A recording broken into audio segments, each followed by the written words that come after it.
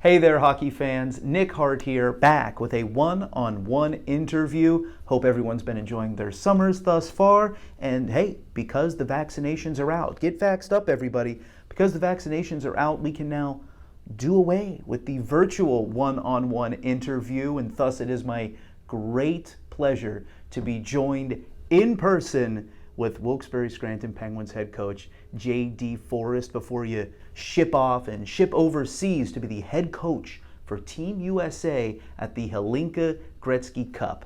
You know, first, before we actually get into the tournament and what an awesome opportunity this is for you to be coaching Team USA at this event, tell me, how's your summer been? How have you been enjoying the off season so far? Well, it's been really nice, actually. A lot of time with the family. It was a weird kind of abrupt end to everybody's season, but it's nice to have some normalcy back. Kids are in camps, you know, we're kind of chasing them around and doing the family stuff, visiting people we haven't seen in a long time because of the pandemic, and kind of catching up. But hey, it's good to be back in person with you too. It's great to see you as well, JD. So many Zoom calls, so many WebEx meetings, and finally we can actually sit down at the desk and talk some hockey here. So you're the head coach for Team USA at the Hlinka-Gretzky Cup. This is always a great annual showcase for some young talent, but for maybe some hockey fans that aren't familiar with the tournament, can you give us a little bit of a 101, a quick explainer of what the Hlinka-Gretzky Cup is? Sure. Well, it goes back a ways, but it's actually really picked up some steam in the last 10, 15 years as one of the higher end tournaments in the world, especially for draft eligible players. So the team that we're taking over, all these kids are high-end prospects that NHL teams are looking at. And then every country, there's 8 teams in it typically, and they all send their best players too. And it's a time of the year where everybody can get to these games, right? So the NHL scouts are all there to see who's going to be available in the next amateur draft, and it's their first. Or it's one of the better opportunities to see them against high-end competition that are all going to be in that same draft pool. So it's a really it's a big-time tournament.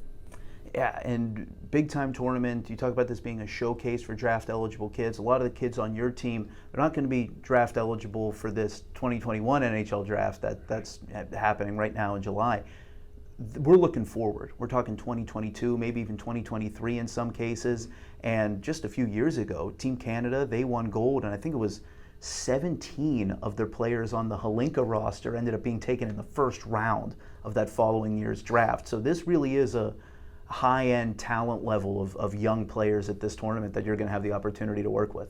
Yeah, and like you said, it's a year away, their draft, but it sets the tone for them for the whole season. It's that first taste that all the scouts get of those players against their equals or their peers in the draft pool. And every year, one of the Hlinka teams, or most of them really, have a handful of guys that are NHL prospects. And then if you go back and look at some of the players that went through that tournament and the success that they've actually had in the NHL, there's quite a bit of them. So it's a tournament that is really respected to get those marked for these guys. Now, this is not your first foray with the United States National Team Development Program. You played for the USNTDP years ago, and you've actually coached for them before at some international events. What were some of those events, and what were your experience like working as a coach with Team USA? Well, it was great. I mean, I spent a season there under Don Granato and working with Nick Four, who's going to be an assistant on this staff, the staff going to Hlinka this year. So it was my first opportunity to be involved in coaching at that level, and it was a tremendous experience. I was familiar with the development program since I played there. That team was a 97 birth year, so it was Austin Matthews, Matthew Tkachuk, Jack Ross. It was really high-end team with some special players. We won the gold at the U18 World Championships, which is an IIHF-sanctioned tournament, which the Hlinka is not. It's independent. And that was in Switzerland, and that was a phenomenal experience. Lucky to be a part of that. This Hlinka team is actually drawn from players outside of that development program pool. So the national team development program players are not involved.